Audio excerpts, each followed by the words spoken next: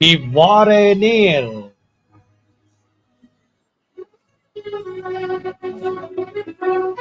மற்றும் இவ்வாறு நேர்ச்சியில் உங்களை அன்போடு சந்திப்பது AJJ சந்திரா.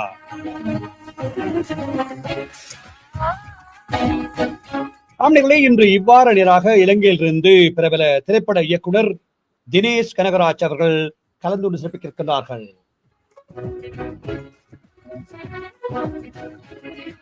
ஆம்னிகளே, தினேஷ் அவர்கள் இணையத்தூடாக இணைந்திருக்கிறார். அவரை இப்பொழுது வான் அலைகள் நினைத்துக் கொண்டிருக்கிறேன். வணக்கம் திரு தினேஷ் அவர்களே. வணக்கம் வணக்கம். எப்படி இருக்கீங்க? நல்லா இருக்கீங்களா? நல்ல சுகமா இருக்கிறோம். நீங்க எப்படி இருக்கிறீங்க? நல்லா இருக்கும் நல்லா இருக்கும். நல்ல நியூஸோட வந்திருக்கோம்.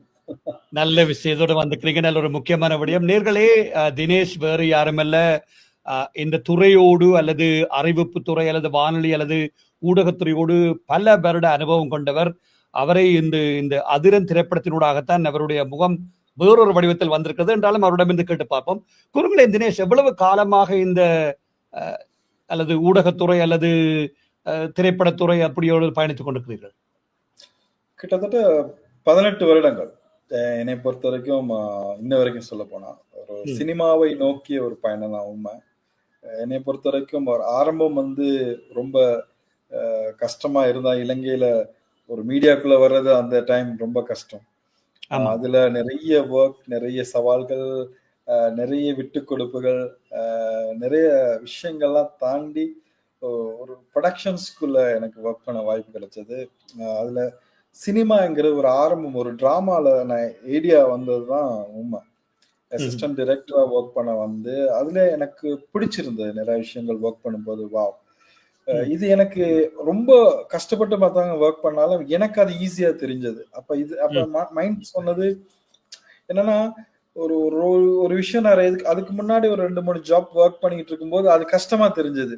ஆனா இது மட்டும் மத்தவங்களுக்கு பார்க்கும்போது ரொம்ப கஷ்டம், இதுக்கு இவ்வளவு கஷ்டப்படுறான் அப்படிங்கிற மாதிரிக்கெல்லாம் கேட்டிருக்காங்க.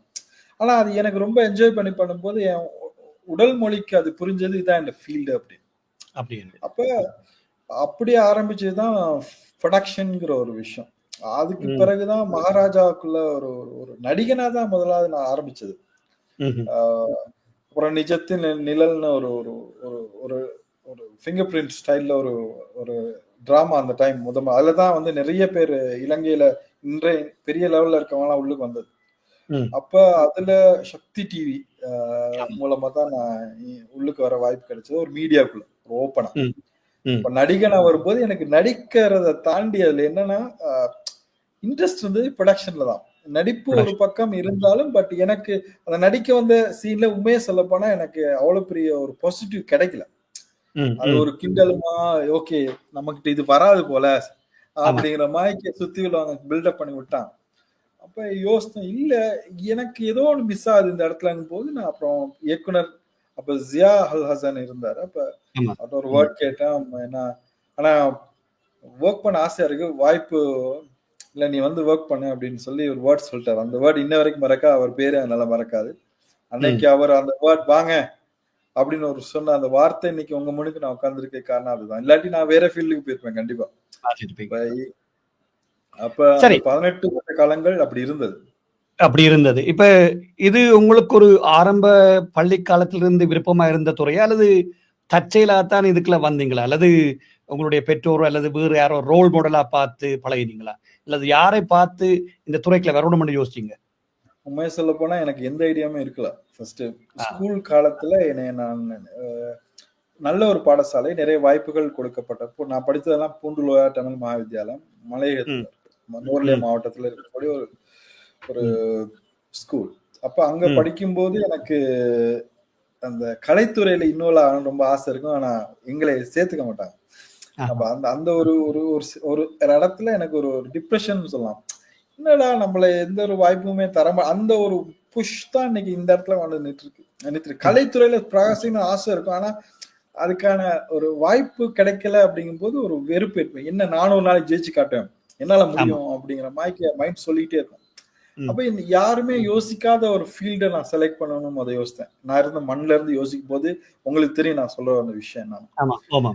அங்க சினிமாவும் சரி, ஒரு ஒரு மீடியாக்குள்ள வர்றதை யோசிக்கவே முடியாது. ஆனா நான் முத யோசித்தேன். ம். அதுல நான் வரணும். ஆனா என்னுடைய நண்பர்கள் எல்லாம் அந்த காலத்துல நீங்க பாத்தீங்கன்னு சொன்னா எங்க ஏஜ் லிமிட்ல ஒரு ஒரு எஃப்எம்ல பிரபலமான எஃப்எம்ல அறிவிப்பாளர்களை வந்து பேசுவாங்க.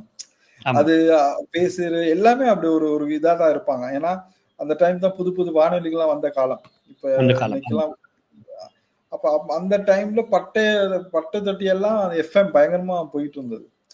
அப்ப அந்த நேரத்துல எங்களுக்கு அந்த ஒரு எஃப்எம்ல பேசுற விஷயங்கள் தான் ஒரு ஒரு ரோல் மாடலா இருந்தது. உடல் இருந்து. அப்படி பார்த்து வரும்போது அதுலதான் அபர்ணா சுதன் அண்ணா வந்து அவர் இப்ப ஆஸ்திரேலியால தான் இருக்கிறாரு. ம். அப்ப அவருடைய சில உண்மையை சொல்லிதான் ஆகணும். சில இடங்கள் ஆரம்பம் அவரோட வாய்ஸ் எல்லாம் கேட்டு நாங்க வந்தாக்க. ம். அதுக்கு பிறகு அந்த காலங்கள் தாண்டி ஒரு போகும்போது எனக்கு என்ன அறியாமலே கிளம்புக்கு ஒரு ஒர்க்குக்கு வரும்போது ஐடியா வந்ததுதான் ஏன் நம்ம வந்து ஒரு ஒரு ஊடகத்துறைக்குள்ள போகக்கூடாது அப்படின்னு ஆரம்பிக்கும் போது மாடலிங்கிற ஒரு விஷயத்துக்குள்ள வந்தேன். ம். மாடலிங் பண்ணி போதுதான் நடிப்புத்துறைக்கு ஆர்வம் வந்தது. நடிப்புத்துறை முடிஞ்ச பிறகுதான் வந்து தோணுச்சு ஓகே எல்லாமே வேணான்னு தோணுது. ம். மாடலிங் கசப்பான சம்பவங்களும் இருக்கு. அது அது வேணாம்னு தோணுச்சு. அப்புறம் நடிப்புத்துறையில வரும்போது எனக்குள்ள ஒரு டவுட் ஏற்பட்டுச்சு. இது பண்ண முடியுமா? இதனால ம். நம்ம லைஃப் நல்லா கனெக்ட் ஆகுமா அப்படின்னு. அப்போ நான் ஃபைனலா முடிவு பண்ணதுதான் ப்ரொடக்ஷன். அந்த ப்ரொடக்ஷன். இடத்துல தோணுதுதான் அது. ஏன்னா சித்திரம். பாடசாலை இல்லாம ஒரு மனிதனோட வாழ்க்கை முழுமைப்படுறது வந்து வாய்ப்பே கிடையாது. வாய்ப்பே என்னுடைய கிடையாது. முழுமைக்கு என்னோட பாடசாலை, என்னுடைய பாடசாலையில் இருக்கக்கூடிய சூழ்நிலை, என்னை சுற்றி இருந்த நண்பர்கள், அந்த அந்த ஒரு ஒரு ஒரு வேகம் இன்னைக்கு இங்க வந்து நிக்குது. இருக்குது. சரி, இப்ப உங்களை பொறுத்தவரையில் உங்களுடைய பட்டறிவு, அது எக்ஸ்பீரியன்ஸ்ன்றது வந்து சக்தி டிவி, சக்தி தொலைக்காட்சியுடனா வந்திருக்கு. அதாவது வானொலியோட வந்திருக்கு. அப்படித்தானே? 18 வருடங்கள் டிவி தான் என்னுடைய மெயின். டிவி தான் கூடுதலாக இருந்த நீங்கள். சரி, இப்ப இப்படியான ஈடுபடுகின்ற பொழுது பல கலைஞர்களோடு பங்கு பெற்றக்கூடிய வாய்ப்புகள் கிடைச்சிருக்கு. அப்படித்தானே? அப்ப அவருடமிருந்து பழகுகின்ற பொழுது ஒரு போட்டித்தன்மையும் இருந்திருக்கலாமே. அதாவது மேலே வருவது என்பது இலகுவான காரியம் இல்லை.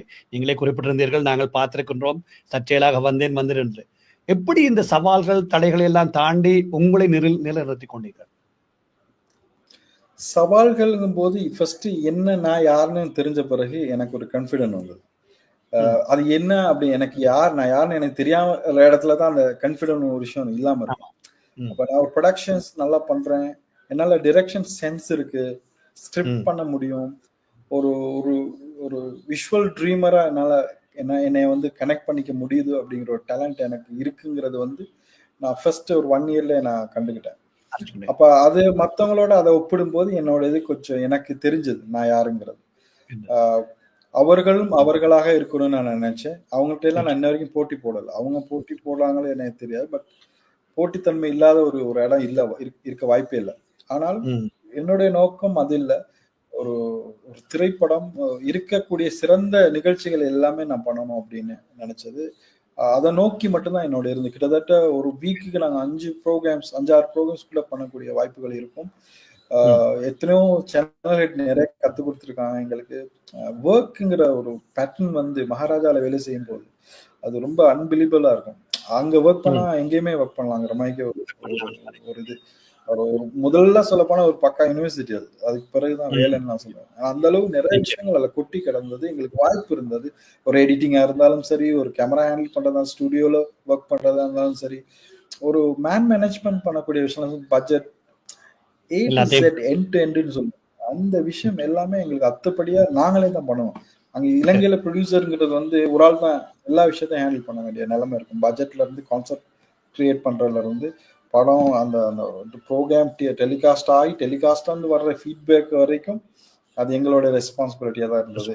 அப்ப ப்ரொடியூசருங்கிறது எவ்வளவு பெரிய விஷயம் அதுதான் எனக்கு இன்ன வரைக்கும் அதை அப்ளை பண்றேன். வெளியில எங்கேயும் இன்னொரு படம் நான் பண்ணா கூட ஒரு குவாலிட்டிங்கிற ஒரு விஷயத்த நம்ம யோசிக்கிறோம். ஏன்னா அந்த அப்டேட் கொடுத்தது வந்து அந்த ஒர்க் பண்ண என்னோட ஒர்க் பண்ணவங்களுடைய எக்ஸ்பீரியன்ஸ், அவங்க கற்றுக் கொடுத்த விஷயங்கள், அவங்க கொடுத்த ப்ரெஷர்ஸ்.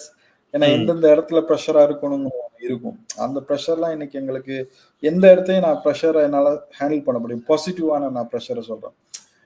அது வந்து எனக்கு பிடிச்சி என்ஜாய் பண்ணி பண்றேன். சூப்பர் ஸ்டார்ங்கிற ஒரு ஒரு ஷோங்கிறது நீங்க கேள்விப்பட்டிருப்பீங்க. அது இலங்கையில பண்ற ஒரு ப்ரோக்ராம். அதனோட ஃபைனல்லாம் வந்து நீங்க சொல்லப்போனா ஒரு ஒரு 30-40 கிலோ 300 கிலோ கல்ல தலையில வச்ச மாதிரி இருக்கும், மேல இருக்கிற ஆமா. மாதிரி ஃபீல் இருக்கும். ஏன்னா ம், அவ்வளவு ம், ப்ரெஷர். ம். ஒரு பிளாக் போயிரு எல்லாது.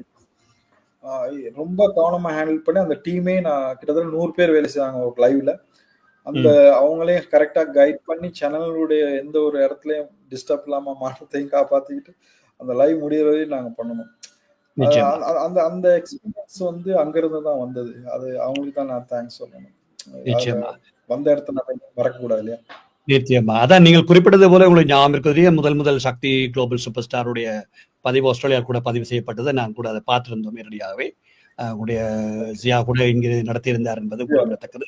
இங்கிருந்து எல்லாம் வந்து கொண்டிருந்தார்கள். சரி, இப்ப நீங்கள் இந்த அதிரன் திரைப்படத்தினூடாக ஒரு முழுநிலை திரைப்படம் 2 மலத்தியாலம் 20 நிமிடம் ஓடக்கூடிய திரைப்படம் ஒன்றுக்கு இயக்குனராக, அதாவது கதை எழுதி இயக்கியிருக்கிறீர்கள். கதை இதுக்கு முன்னம் கதைகள் சக்தியில இருக்க எழுதினீங்களா அல்லது இதுதான் முழு நீள கதையோட முதலாவது கதையா? இல்ல, எனக்கு ஃபர்ஸ்ட் வந்து எங்களுக்கு ஒரு டிராமா பண்றது பெரிய ஒரு ட்ரீமா இருந்துச்சு இலங்கையில. அதாவது இந்தியால இருந்து தான் வந்து பண்ணியிருந்தாங்க. அது மேல தப்பு கிடையாது. பட் எங்களால முடியும் அப்படிங்கிறதுக்கு வந்து ஒரு ஒரு வாய்ப்பு தெரியுங்க. ஏன்னா எங்களுக்கு ஒரு வாய்ப்பு இல்லை அப்படிங்கும் போது ஒரு அப்ப சேனல் ஹெட்டா இருந்த எனக்கு இன்னும் ஞாபகம் இருக்கு, விஜய் சார் இருந்தார். இப்போ அவர்கிட்ட பேசிட்டு இருக்கும்போது என்ன பொங்கல் வருது, என்ன செய்ய போறீங்க, ஒவ்வொரு ஃபெஸ்டிவல்லையும் ஏதாச்சும் ஒரு ஸ்பெஷல் ப்ரோக்ராம் செய்யணும் அப்படின்னு கேட்கும்போது நான் ஒரு யதார்த்தமா சொன்னேன், ஏன் டிராமா பண்ணக்கூடாது, இந்த மாதிரி ஒரு டெலி ஃபில்ம் ஒன்று பண்ணுவோம் அப்படின்னு சொல்லி ஒரு காதல் வந்துருச்சுன்னு சொல்லி ஒரு விளையாட்டு ஆரம்பிச்சது தான் அது. ஏன்னா கிட்டத்தட்ட 18 வருஷம் நான் எக்ஸ்பீரியன்ஸ் இருந்தாலும், வெவ்வேறுபட்ட நிகழ்ச்சிகள் இருந்தாலும் பண்ணிருந்தாலும், ஆனா டிராமா அல்லது ஒரு டெலி சீரீஸ் ஒரு ஃபில்ம் அப்படிங்கிற ஒரு விஷயத்துக்கு போறது ஒரு ஒரு கேள்விக்குறியா தான் இருந்தது. நான் ஆட் ஃபில்மும் பண்ணிட்டேன். ஆட் ஃபில்ம் பண்ண நான் டைரக்டரா அந்த டைம் இருந்ததுனால எனக்கு அது ஈஸியா யோசிச்சேன். ஏன் இலங்கை நம்ம ஆஃபீஸ்ல உள்ளவங்கள வச்சு முதல்ல ட்ரை பண்ணுவோம்னு சொல்லி ஆரம்பிச்சதுதான். நீங்க இதுல யூடியூப்ல போனா அந்த அந்த முதல்ல தான் நான் பண்ணது. ஆஃப்டர் வெரி லாங் டைம், கிட்டத்தட்ட 15 வருஷத்துக்கு பிறகு பண்ண முதல் இது அதுதான். அப்ப அது பண்ணும்போது ஒரு கான்ஃபிடன்ட் ஒன்று கிடைச்சது. வெளியில இருந்து எனக்கு நல்ல ஃபீட்பேக் வந்தது. ஏன்னா எப்பயுமே நான் ஆடியன்ஸ் பல்ஸ் தெரிஞ்சு ஒர்க் பண்ற ஒரு கேரக்டர். எனக்காக நான் இன்னைக்கு ஒர்க் பண்றாள்.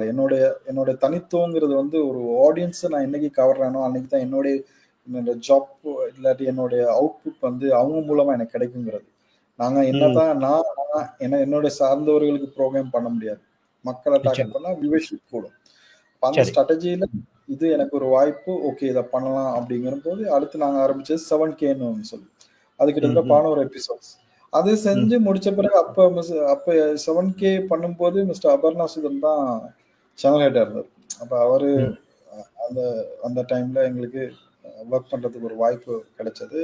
உடனே கிராண்ட் ஒர்க் பண்ணக்கூடிய வாய்ப்பு இருந்துச்சு. நாங்க ஆரம்பிச்சு செஞ்சு முடிச்ச பிறகு குறைஞ்ச ஓரளவு பட்ஜெட்ல நாங்க அதை வந்து திருப்திகரமா பண்ணோம். அந்த டைம் கோவிட் ரொம்ப சவால். அதுதான் கோவிட் ஒரு கிட்டத்தட்ட வெளியில எங்கேயும் போய் சுத்த இயலாது எங்களுக்கு. ஒரு ரொம்ப ரெஸ்ட்ரிக்ஷனான ஒரு டைம். அதுல எப்படி ஒரு பேலன்ஸ் பண்ணி நம்ம பண்ணலாம் அப்படின்னு தோணும் போது ஐடியா வந்து 7K, அதாவது 7 கில்ஸ்ங்கிற ஒரு ஸ்டோரி. அது ஆரம்பிச்சு அது இன்னைக்கு நீங்க யூடியூப்ல எல்லாம் இருக்கு, நீங்க பார்க்கலாம். ஒரு இன்வெஸ்டிகேஷன் பேஸ்ட் ஒரு த்ரில்லர் டெலி சீரீஸ். அப்ப அதை செஞ்சு முடிச்ச பிறகு நல்ல ரெஸ்பான்ஸ். எங்களுக்கு 1/2 an hourக்கான பெல்ட் வந்து ஓபன் பண்ணப்பட்டது. அதுக்காக சேனல்ல முதல்ல ஒரு ஒரு பிரத்யேகமா ஒரு பிரைம் டைம்ல வந்து எங்களுக்கு. ஸோ அதுல ஆரம்பிச்சதுதான். அதுக்கு பிறகு நிறைய பேர் என்னோட சுத்தி இருந்த ப்ரொடியூசர் ஒர்க் பண்ணி நாங்க கொஞ்சம் ரன் பண்ணி கொண்டு வரும்போது, அப்புறம் கடலாய் காதல், அது ஒரு 11 எபிசோட். இதெல்லாம் நான் பண்ணும்போது எனக்குள்ள ஒரு ஐடியா வந்தது, ஓகே நம்ம ஃபில்ம் பண்ணக்கூடிய இடத்துல இருக்கிறோம் அப்படின்னு. ஏன்னா ஃபில்ம்ங்கிறது வந்து அவ்வளவு ஈஸி. ஆமா, பெரிய ரிஸ்க், பெரிய பணம் செலவாகும். ஆனா அதை சரியான ஆட்கள்கிட்ட கொண்டு கரெக்ட் போகணும். எல்லா விஷயமும் ஸ்ட்ராட்டஜி ரொம்ப முக்கியம். எல்லாம் பிளான் பண்ணி ஒன்னொன்னா அணுவா செஞ்சு ஸ்கிரிப்ட் அப்படி 18 வருஷங்களுக்கு பிறகு லான்ச் பண்ணதுதான் அதிரன். சரி, இப்ப அதிரன் திரைப்படம் சொல்லுங்க. இப்ப அதிரன் கதையை எழுதி எப்ப எழுதினீங்க? போன வருஷம் எழுதிட்டீங்களா அல்லது பல காலமா எழுதப்பட்டதா? ஏப்ரல் மேலே ஸ்டார்ட் பண்ணிட்டோம். அப்ப எனக்கு ஏன்னா நான் திடீர்னு ஒரு கம்பெனியை விட்டு விலகின பிறகு எனக்கு இந்த ஆஃபர் வந்தது. என்னோட ஒர்க் பண்ண 7Kல ஒர்க் பண்ண படத்தினோட ஹீரோ வந்து ஆனா இப்படி ஒரு ஒரு ப்ரொடியூசர் இருக்காரு, நம்ம வேணா நான் பேசி பார்க்குறேன். அப்ப ம். நான் சொன்னேன், ஒரு ஷார்ட் ஃபிலிம் பண்ணலாமே அப்படின்னு சொல்லி வந்தது. அப்ப நான் ம். சொன்னேன், ஷார்ட் ஃபிலிம் பண்றதுக்கு எதுக்குண்ணா? இத்தனை வருஷம் ம். எக்ஸ்பீரியன்ஸ் படமாவே பண்ணிடலாமே. நான் பட்ஜெட் அதெல்லாம் நான் பார்த்துக்கிறேன்.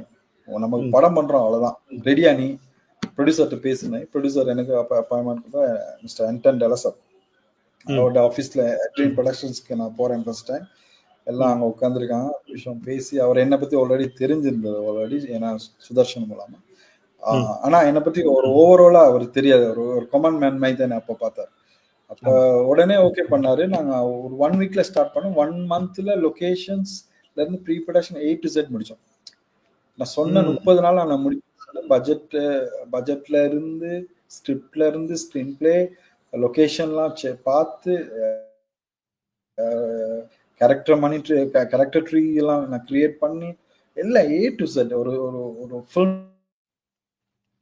எப்படி இருக்கணும் முடிச்சோம். ஆனா எங்கட ஐடியா முடிச்சு. இருந்தது ஒரு ஆமா படம் ஆல்ரெடி எப்படி இருக்கணுங்கிறத நான் ஆல்ரெடி டிசைன் பண்ணிட்டேன். அப்ப அது என்னுடைய கதைனால இதுல வசனத்துக்கு தான் நான் வந்து ஒரு ஆள் வெளியில இருந்து எடுத்தேன். என்னுடைய அசோசியேட்டா ஒர்க் பண்ண சுகீர்தன் அண்ட் ஜனோஷன் 2 பேர் தான் வந்து இதுல வசனம் இல்லை. அவங்க தான் ஸ்கிரிப்ட்ல உட்காந்தோம். எல்லாம் சேர்ந்து கிட்டத்தட்ட ஒரு 7 ஒரு 9 நாள் நினைக்கிறேன். சரியா சொல்ல போனா கதையை ஃபுல்லா முடிச்சிட்டோம். ஸ்கிரீன் பிளே வரும். சரி. அப்புறம் அந்த முடிச்சு கேள்வியை தான் நான் போட்டாச்சு. அந்த கேள்வியை தான் கேட்க இருந்து நீங்க சொல்லிட்டீங்க ஏற்கனவே. என்னதான் கதை எழுதினாலும் இந்த கதையை சுத்தி வாசிக்கிறதுக்கண்டே சில பேர் அதுக்கு பைத்தியப்பட்டதா இருப்பாங்க. அது ஹாலிவுட்டா இருக்கட்டும், கொலிவுட்டா இருக்கட்டும், எதாவா இருக்கட்டும், அந்த கதையை வாசித்து திரைக்கதைக்கு ஏற்ற மாதிரி கொண்டு வரதுக்கு பைத்தியப்பட்டவர்கள் இருப்பார்கள். அதுக்கு நீங்கள் பதில் சொல்லிவிட்டீர்கள். சரி, இந்த கதை வந்து ஏற்கனவே பல இடங்களில் சொல்லியிருக்கிறீர்கள். ஒரு கிராமத்தவன் நகரத்துக்கு வருகிறாரோ காதலியோடு கிடக்குதுன்னு சொல்றீங்க. அப்ப இது ஒரு காதல் சம்பந்தமான கதையா அல்லது எப்படியான கதையா இருக்க போதில்ல தெரியலான்னு பார்க்கணுமா படத்தை பற்றி? இந்த திரைப்படம் எப்படியான கதையை கொண்டுற போகுது தினேஷ்? இது ஒரு காதல் கதை, அழகான ஒரு லவ் ஸ்டோரி. இது வந்து ஒரு ஒரு த்ரில்லரோட கனெக்ட் ஆன ஒரு படம். ஒரு ஸ்கிரீன் பிளே பேஸ்ட், அதாவது 3 ஃபேஸ் ஸ்கிரீன் பிளேயோ கனெக்ட் ஆன ஒரு ஸ்டோரி. அதனுடைய பியூட்டி என்னன்னா, எனக்கு ஆடியன்ஸா வந்து ஒரு தியேட்டர்ல உட்காந்து பார்க்கக்கூடிய நான் என்ன மாத்திக்கிட்டேன் அந்த ஆடியன்ஸா. நான் என்னென்ன விஷயம் எதிர்பார்ப்பேன் அப்படிங்கிற ஒரு விஷயம் மைண்ட்ல பட்டது. அதுக்கு என்ன ஃபோக்கஸோ அப்படி பண்ணதுதான் இந்த படம். அதனோட பியூட்டி ஆர்டிஸ்ட்லாம் ரொம்ப ஸ்ட்ராங்கா இருக்கணும். டேலண்ட்ஸ்க்கு வந்து நான் முக்கியத்துவம் கொடுக்கணும்னு ரொம்ப முயற்சி பண்ணேன். எல்லாருமே டேலண்டா இருக்காங்க. டேலண்ட்டு நான் நினைக்கிறேன் நண்பர்கள் இருக்காங்க நிறைய பேர். நிறைய நண்பர்கள் அவங்க கூட சில டைம் என்ன நீங்க இந்த படத்துக்கு இன்வால்வ் பண்ண அவங்க திறமை இல்லைன்னு நான் சொல்லல. என்னைய பொறுத்த வரைக்கும் இந்த படத்துக்கு யார் தேவைங்கிறது கரெக்டா நான் சூஸ் பண்ணேன். அது நீங்க படம் பார்க்கும்போது புரிஞ்சுக்குவீங்க. ஏன்னா இது ஒரு இன்ட்ரெஸ்டியா எல்லா இடத்துல நம்ம வந்து ஒரு படம் பண்றோம். ஆனா அந்த படத்தினுடைய எய்ம் வந்து எப்படி இருக்கணும் யோசிக்கும் போது அவர் எல்லாரும் பார்க்கக்கூடிய ஒரு ஸ்லாங்லயும் அது இருக்கணும். ஒரு ஜனரஞ்சகமான ஒரு என்டர்டைன்மெண்ட் பேஸ் ஒரு கமர்ஷியல் ஃபில்மா இருக்கணுங்கிறதுல வந்து ஆரம்பிச்சது தான் அது. அப்படி வந்து ஒரு ஸ்கிரீன் பிளே கிரியேட் பண்ணி இன்னைக்கு நீங்க பார்த்துருப்பீங்க சில ட்ரெய்லர் இருப்பீங்க. படம் அதை விட நல்லா இருக்கும் அப்படிங்கிறது தான். ஏன்னா ட்ரெய்லரை பார்த்து இங்க நிறைய பேர்ட்ட பிரச்சனை என்ன, ட்ரெய்லர் நல்லா தாங்க பண்ணுவாங்க. ஆனா படம் பார்க்கும்போது தானே பிரச்சனை. ஆரம்பத்துல எல்லாம் நல்லா கொஞ்சம் அந்த வீக் அப்படிங்கிற மாதிரி இல்ல. நான் ரொம்ப ஸ்ட்ராங்கா இருந்தேன். ஸ்டோரியில ரொம்ப கவனமா இருக்கணும். அந்த மாதிரி ஆரம்பிச்சது. ஒன்லி ஃபார் தி பீப்புள், மக்கள் ரசிகனுக்காக ஒரு திரைப்பட ரசிகனுக்காக உருவாக்கப்பட்ட ஒரு படம்.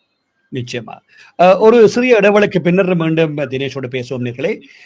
நீங்களும் உலகத்தின் எந்த மூலையிலும் இந்த நிகழ்ச்சியை பார்த்து கொண்டு கேட்டுக்கொண்டிருந்தால் நீங்களும் கலந்து சிரிக்கலாம். உங்களுடைய விருப்பத்தை அல்லது உங்களுடைய தெரிவை எங்களுக்கு அனுப்பி வைக்க வேண்டும். நீங்கள் மின்னஞ்சல் செய்ய வேண்டிய முகவரி atbcsongs@hotmail.com என்பதையும் உங்களுக்கு மீண்டும் அறிய தருகின்றோம். இந்த நிகழ்ச்சியானது சிட்னி நேரம் பிரதி திங்கட்கிழமைகள் இரவு 9:30 மணிக்கு ஏடிபிசியுடைய தனிப்பட்ட வானொலியூடாகவும் ஏடிபிசியுடைய முகநூல் ஏடிபிசியுடைய யூடியூப் சேனல் வாயிலாகவும் சமகாலத்தில் எடுத்து வரப்படுகிறது என்பதையும் எங்களுக்கு அறிய தருகின்றோம். சரி, இப்ப நீங்களே கதை எழுதியிருக்கிறீர்கள், நீங்களே இயக்கியிருக்கிறீர்கள், நீங்களே இந்த படத்துக்கு ஏற்ற மாதிரியான ஒரு நல்ல கேரக்டர்ஸை எடுத்துக்கிறீங்க. சரி, இப்ப எடுத்தாலும் அத நீங்கள் ஏற்கனவே பட்டறிவு இருக்குது, 18 வருட அனுபவம் இருக்குது, ஏற்கனவே தொலைக்காட்சியோட இருந்த அனுபவம். என்றாலும் அதை நடிக்க வைக்கிறதுக்கு எடுத்தாலும் அவர்கள் அந்த அவுட்புட்டை அந்த நீங்க நச்சதை தரணும் என்ன அது எப்படி கிடைச்சது அல்லது நீங்கள் சிரமங்களை எதிர்நோக்கிறீங்களா அந்த ஷூட்டிங் ஸ்பாட்ல அல்லது எப்படி இருந்தா அதை பற்றி சொல்லுங்களேன் நேர்களுக்கா சுவாரஸ்யமா. இல்ல இதுல என்னன்னா ஸ்ரீலங்கான ஒரு நம்ம நாட்டுக்குள்ள ஒரு ட்ரெடிஷனல் டச் ஒன்று இருக்கு ஒரு ஆர்டிஸ்டுக்கு. அவங்க ஒரு கன்ஃபியூஷன்ல இருக்கிறாங்க. ரியாலிட்டிங்கிறது வேற, ஒரு நடிப்புங்கிறது வேற.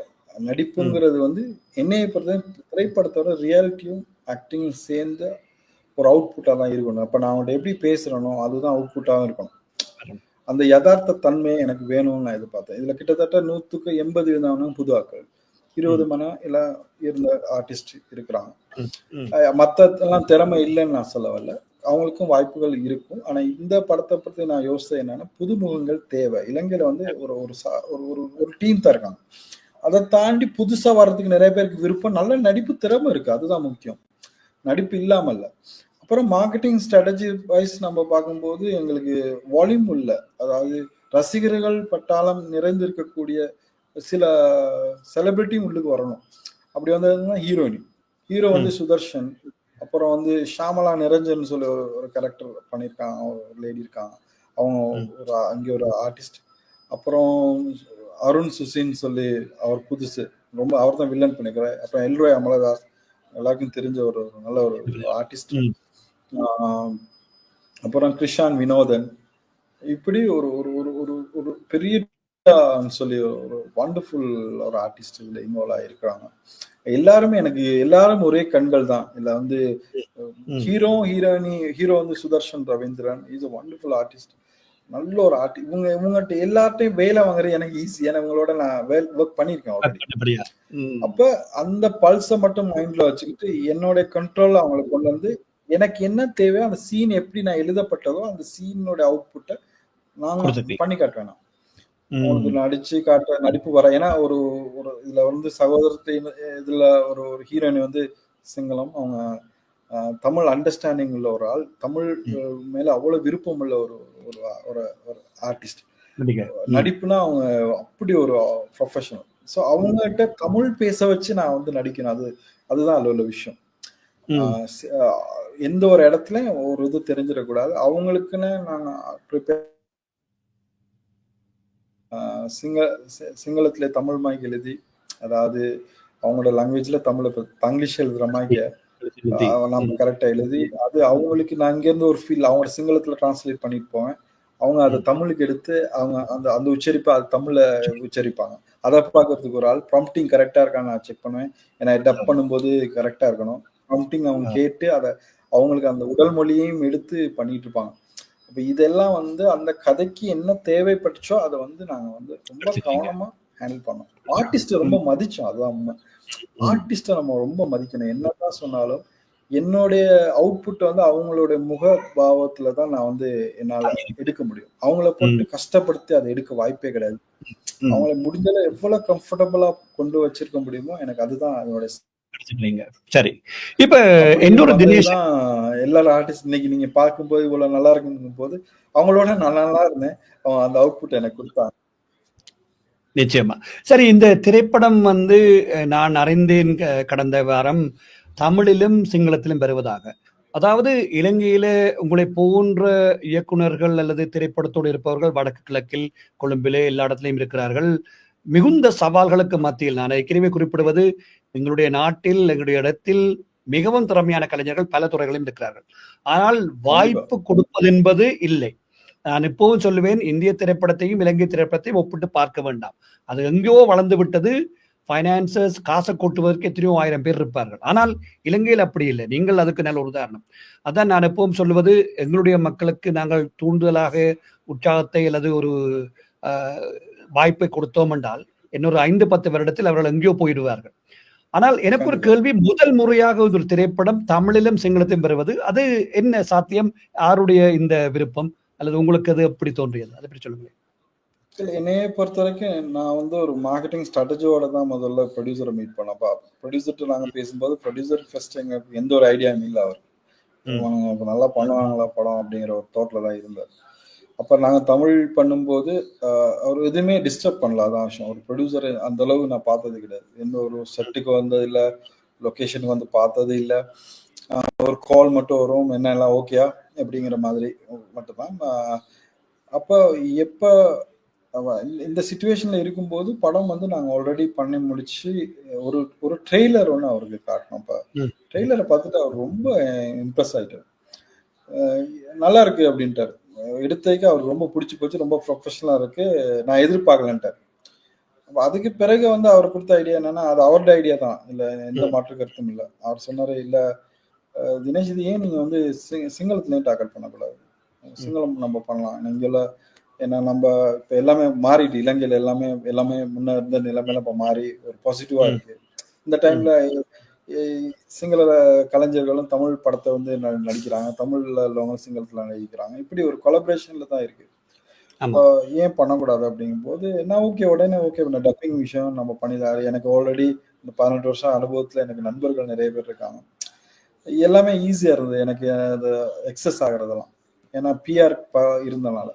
நான் ஓகே பண்ணலாம்னு சொல்லிட்டு அதையும் பண்ணி காட்டும் போது ட்ரெய்லர் பார்த்துட்டு ஓகே நல்லா இருக்கு, நம்ம கண்டினியூ பண்ணிடலாம்னு சொல்லி அவருடைய ஐடியா தான். ஆக்சுவலா அவருடைய மார்க்கெட்டிங் சென்ஸ் வந்து யோசித்தாரு. அவர்கிட்ட அதை வந்து அவருடைய பக்கம் வந்ததுதான். அதுக்கு பிறகுதான் நான் அதை எக்ஸிக்யூட் பண்ணேன். அது சக்சஸ் தான் அவருடைய. சரி, இப்ப இன்னொரு பக்கம் இப்ப இலங்கையில ஒரு உள்ளூர் திரைப்படம்னா எடுத்துக்கொள்வோம். ஒரு காலத்துல கோமாளிகள் அப்படிக்கான படங்கள்லாம் நாங்கள் அந்த 70ல இருந்து பார்த்து கொண்டு வரோம். ஆனால் அந்த திரைப்படங்கள் ஒரு 1-2 திரையரங்களை மட்டும் ஓடிட்டு விட்டுடும்.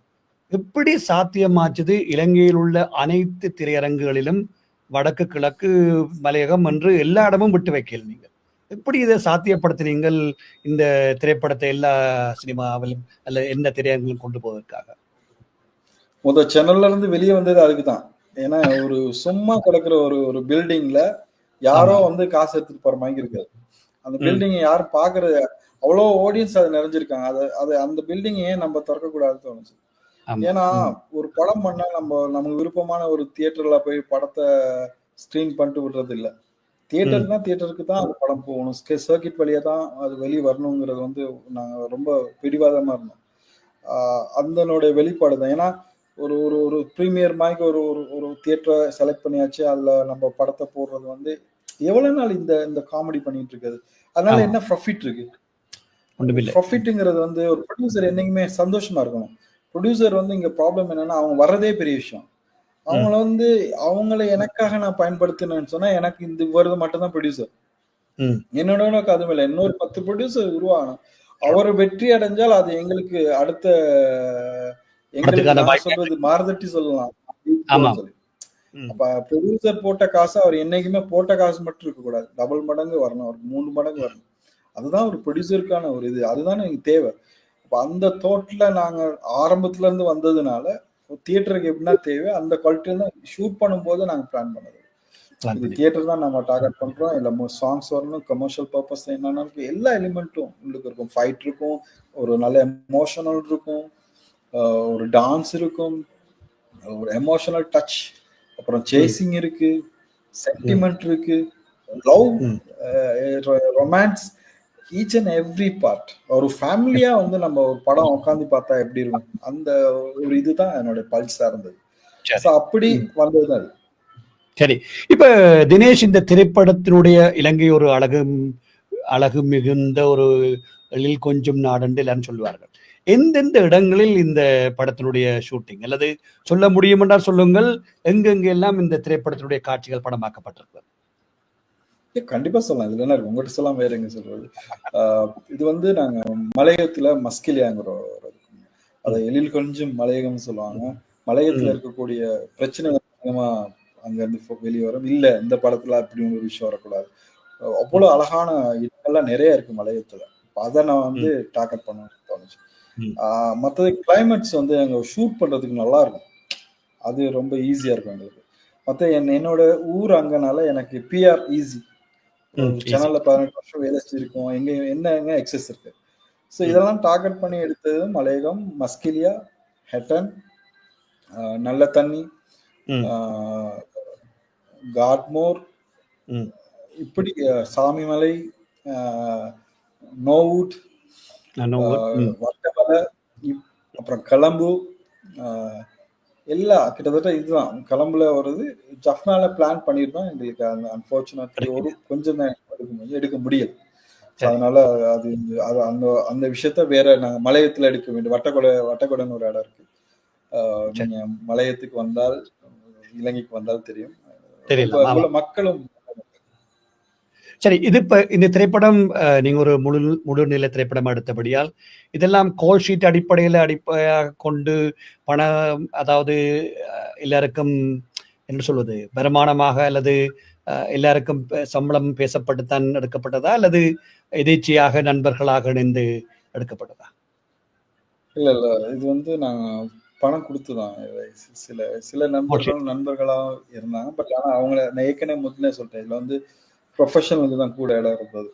நான் வந்து அதுல தெளிவா இருந்தேன். டேலண்ட்ஸ்க்கு முக்கியத்துவம் குடுக்கணும்னு சொல்லி. அவங்களுக்குன்னு டெக்னீஷியன்ல எல்லாருக்கும் நாங்க பே பண்ணி, பக்காவா அந்த படம் பண்ணது. ம். யாருமே வந்து டெக் பக்கம் சில ஆர்டிஸ்ட் வந்து எங்களுக்கு சப்போர்ட்டா வந்தாங்க.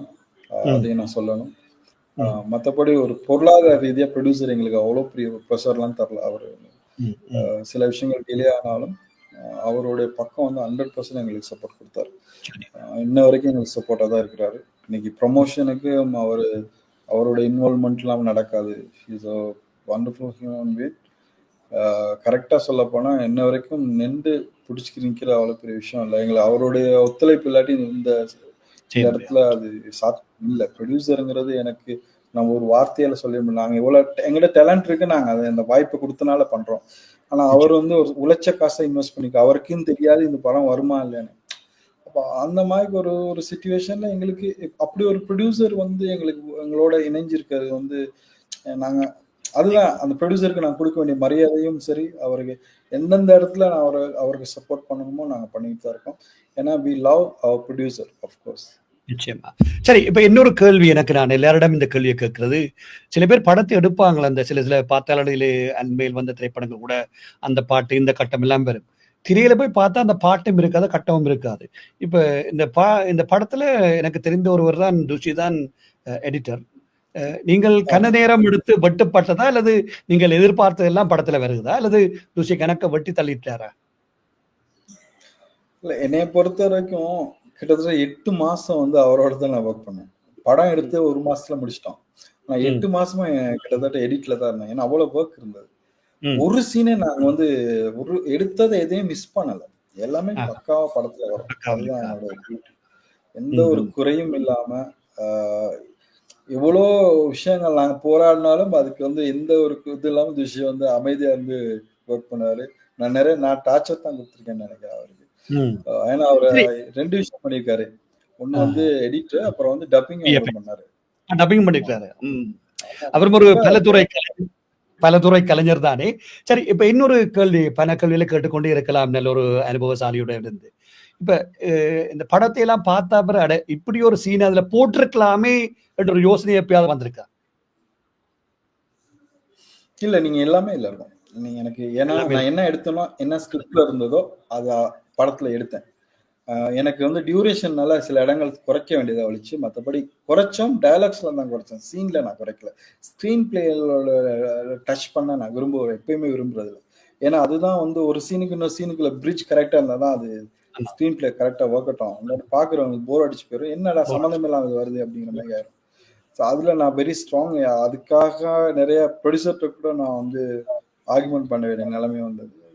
ஏன்னா, ம்ஹ்ம். அவருக்கு புரிய வச்சேன் நானு. ஸ்க்ரீன் பிளே இருக்கிறனால தான், நல்லா இருக்கனால தான் எல்லாரும் படம் பார்க்குறாங்க. அதுல வந்து நம்ம டைம குறைச்சுட்டோம்னு சொன்னா, அதனோட பியூட்டி போயிரும். இல்லாம. படத்தினுடைய பல்ஸ் நிச்சயம். போனுச்சுன்னா, எந்த சம்மந்தமே இல்லாம ஆயிரும். படம் ஒரு ட்ரெய்லர் மாரி படத்த நம்ம குடுக்க முடியாது இல்லையா? குடுக்க முடியாது. ஆமாமாமா. சரியா சொன்னீங்க. நல்லது தினேஷ், இவ்வளவு நேரமா குறிப்பாக என்னை பொறுத்தவரையில் ஒரு மீண்டும் இலங்கையில இந்த திரைப்படத் துறையோடு இருப்பவர்கள் தொடர்ச்சியாக பயணிப்பவர்கள் எல்லாம் நினைத்திருக்கிறீர்கள். அது ஒரு முக்கியமான பாராட்டக்கூடிய விடயம். என்றால் இந்த சினிமா இலங்கையில் வளர வேண்டும் என்றால் உங்களைப் போன்ற பல திறமையானவர்கள் இணைய வேண்டும் ஒன்றாக. நீங்கள் ஏற்கனவே கண்டுபிடிச்சு பலரை துஷி அங்கேயோ இருந்து அவரையும் கொண்டு வந்திருக்கிறீர்கள். இங்காலே உங்களோட வேலை செய்வர்களையும் கொண்டு வந்திருக்கிறீர்கள். அது நல்ல ஒரு விடயம் உண்டு. கதிர பத்தி சொல்லணும் நானு. ஆமா. ஹி இஸ் அ சொல்லுங்க. Photography director of photography. ரொம்ப டேலண்டான ஒருத்தர். ஜஃப்னால இருந்து வந்தார். ஆமா. எனக்கு ரொம்ப பிடிச்ச ஒருத்தர். ரொம்ப டெடிகேட்டடான ஒருத்தர். அவருக்கெல்லாம் ஃபியூச்சர் ரொம்ப நல்லா இருக்கும் இந்த படத்துக்கு பிறகு. அவர விஷ் பண்றேன். எவ்வளவோ டார்ச்சர் குடுத்துட்டேன் அவருக்கு. அவரு ஸ்பாட்ல. ஏன்னா அவ்வளோ நேரம் வேலை செய்வாங்க. நீங்க நம்ப மாட்டீங்க. காலையில நாங்க 6 மணிக்கு ஸ்டார்ட் பண்ணா முடியும். ஒரு நைட்டு 2, 3 மணிக்கு முடியும். திரும்ப நாங்க புரியுது. ஸ்டார்ட் 8 மணிக்கு ஸ்டார்ட். ஏன்னா அப்படி ஒர்க் பண்ணாதான் இந்த படம் வந்து 21 நாளுக்குள்ள சிறப்பா. எனக்கு படமா எடுக்க முடியும். கிட்டத்தட்ட ம். 63 சீன், 3 சாங். ம். யோசிச்சு பாருங்க, ஒரு சீன் ஒரு நாளைக்கு நாங்க 3 சீன் இல்ல 4 சீன் எடுத்தே ஆகணும். படத்துக்கு ஏத்த மாதிரி எடுத்தாகணும். நிறைய நிச்சயம். கட்ஸும் போகணும். ஆர்டிஸ்டையும் குழப்ப முடியாது. 26 நிச்சயமா. பேர் ஒரு நாள் நாங்க வந்து 26 வெல் நாள் said. ஒரு நாள் இருப்பாங்க. 26 பேர் ம். நார்மலாவே தங்குவாங்க. அப்ப யோசிச்சு பாருங்க, 21 நாள் எவ்வளவு பெரிய நிச்சயமா. ஒரு ஒரு ஒர்க் பண்ணியிருப்பாங்க. நீங்கள் சொல்ல வேண்டிய அவசியமில்லை. ஏனென்றால் நான் இந்த வானொலியூடாக பலர் இணைத்தபடியால் தெரிந்திருக்கிறது அந்த ஒரு வலி, கஷ்டம். என்றாலும் என்னை பொறுத்தவரையில் எங்களுடைய இலங்கையில் இருப்பவர்கள் அனுபவத்தாலும் என்ன சொல்வது, அதை பார்த்து பார்த்து பட்டறிவாலும் கூடுதலாக அனுபவப்பட்டவர்கள். ஆகவே அந்த திரைப்படம் அதிரும் திரைப்படம் ஒரு சக்கை போடும் என்ற நம்பிக்கை எனக்கு இருக்கின்றது. நிறைவாக இந்த தேங்க்யூ. நிகழ்ச்சியை பார்த்து கொண்டிருக்கிறார்கள், கேட்டுக்கொண்டிருக்கிறார்களுக்கு நீங்க என்ன சொல்ல விரும்புறீங்க? படத்தை கண்டிப்பா பாருங்க. ஏன்னா இலங்கையில இருந்து ஒரு ஒரு படம் என்னுடைய சுயநலத்துக்காக எடுக்கப்பட்டதில்ல. அது உங்களுக்காக எடுக்கப்பட்ட நல்லதோ கெட்டதோ நீங்கள் வந்து திரையரங்குல பார்த்து எங்களுக்கு கொடுக்குற ஒரு வேர்ட் நல்லா இல்லைன்னு சொன்னா கூட அதை நாங்கள் சந்தோஷமா ஏற்றுக்கிறோம். ஏன்னா அதுதான் அடுத்த படத்துக்கு நீங்க கொடுக்குற உரம். ஒரு ஒரு விதை. அந்த விதயம் அடுத்ததுக்கு முளைக்கும். எனக்கு மட்டும் முளைக்கணும்னு நான் ஆசைப்படல. என்னோட சேர்ந்து 100 பேர் ஒர்க் பண்ணியிருக்காங்க. இலங்கைங்கிற ஒரு ஒரு ஒரு இண்டஸ்ட்ரிக்கு நீங்க போடுற வித்து. அந்த அது கரெக்டா நீங்க ஒர்க் பண்ணாதான் எங்களை நிறைய படங்கள் கொடுப்பதற்கு நாங்கள் தயாராக இருக்கிறோம். வாய்ப்புகள் இல்லாட்டி நாங்க அந்த வார்த்தையை பறிச்சு தான் ஆகணும். ஏன்னா வாய்ப்பு வல்லன்னு எவ்வளவு நாள் சொல்லிட்டு இருக்காரு. நீங்க இந்த ப்ரொடியூசர் அட்டன் டெலசப் சார் மூலமா எங்களுக்கு ஒரு வாய்ப்பு கிடைச்சு அதை நாங்க பயன்படுத்தியிருக்கோம். ஆனா அதை விட முக்கியம் அவரும் ஜெயிக்கணும், நாங்களும் ஜெயிக்கணும். அதுக்கு ஒரே ரீசன் ஃபார் த பீப்புள். மக்களுக்காக நாங்க பண்ணது, ரசிகர்களுக்காக பண்ணது. அந்த ரசிகன் தியேட்டர்ல உட்காந்து வாவ் நான் இதுல ரொம்ப நிம்மதியா போறேன்னு சொல்ற ஒரு நினைப்பு வந்தாலே நாங்க ஜெயிச்சிட்டோம். அந்த அந்த இடத்த தான் நான் வந்து இந்த படத்துல வச்சிருக்கேன் அப்படின்னு நம்புறேன். திரையரங்குக்கு வாருங்கள். கண்டிப்பா அந்த படம் உங்களுக்கு பிடிக்கும்னு நம்புறேன். அதே நேரத்துல ஆஸ்திரேலியாலயும் நாங்க டார்கெட் பண்ணிட்டு இருக்கோம். சரி சரி, விரைவில் பார்க்கலாம்ன்றீங்க. பார்க்கலாம். ப்ரொடியூசர் ரொம்ப இன்வால்வ் ஆகி அதுவும் பண்ணிட்டு இருக்காரு. ஸோ விரைவில் அதுவும் உங்களுக்கு நல்ல நியூஸ் வரும்.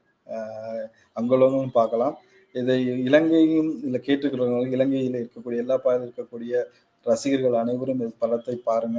எங்களை நாங்கள் வருவோம் கண்டிப்பா திரையரங்குகளுக்கு உங்களை பார்ப்பதற்கு. எங்களோட சேர்ந்து பாருங்க. ஸோ எல்லாரும் சேர்ந்து ஜெயிப்போம். கண்டிப்பா இந்த படம் வந்து ஒரு ஒரு மாற்றத்தை ஏற்படுத்துன்னு நான் வந்து எதிர்பார்க்கிறேன். நிச்சயமா. நல்லது தினேஷ், இவ்வளவு நேரமும் குறிப்பாக இந்த அதிரும் திரைப்படம் சம்பந்தமாகவும் அதோட மியூசிக் டைரக்டர் பத்தி சொல்லுங்க. மியூசிக் டைரக்டர் சொல்லல. ஏன்னா அவர் ஒரு கீ பர்சன் இந்த படத்துல. சஜிஷ்னா அவர் 3 பாடல் இந்த படத்தினுடைய ஒரு ஒரு பலம். அவர் டெக்னீஷியன் பக்கம். அப்புறம் 5.1 பண்ணது பத்மேன், பிரஜுவேல், அப்புறம் வாய்ஸ் பண்ணவங்க, என்ன பின்னாடி ஒர்க் பண்ண எல்லாரும் மிகப்பெரிய பலம். என்னோட அசிஸ்டன்ட் டிரெக்டர்ஸ், என்னோட பணியாற்றிய அனைத்து கலைஞர்கள், மெயின் கேரக்டர் பண்ணவங்க, சப்போர்ட் பண்ணவங்க எல்லாரும், இந்த படத்தை பின்னாடி இருந்து உழைச்ச அனைவருக்கும் இந்த நேரத்துல இந்த சேனல் சார்பா என்ன நான் வந்து தேங்க்ஸ் சொல்லிக்கிறேன்.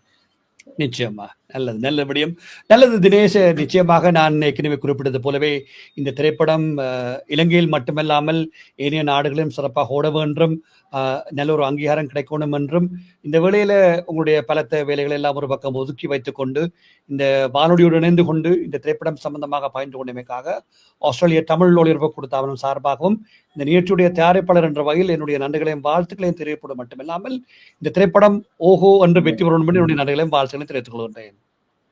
நன்றி, வணக்கம். நன்றி. நன்றி.